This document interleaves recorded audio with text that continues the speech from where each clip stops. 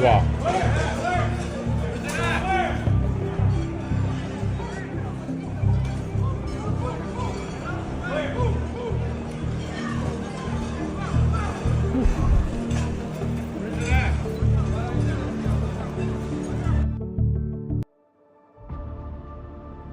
Tahadhari kali mkutano wa Donald Trump na JD Vance leo wakati wa afya ya umma, hali imebadilika ghafla na ulinzi ukaingia kazini kwa kasi ya ajabu. Mashuhuda wanasema kulikuwa na tahadhari ya ghafla iliyopelekea maafisa wa usalama kuimarisha ulinzi eneo lote.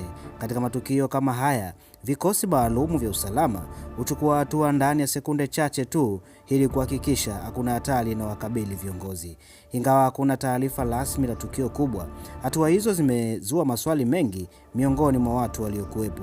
Je, kulikuwa na tishio la kweli au ilikuwa ni tahadhari ya kawaida ya usalama? Niambie hapo kwenye komenti. Na hii ni Ndui TV, usisahau kusubscribe, kulike na kucomment.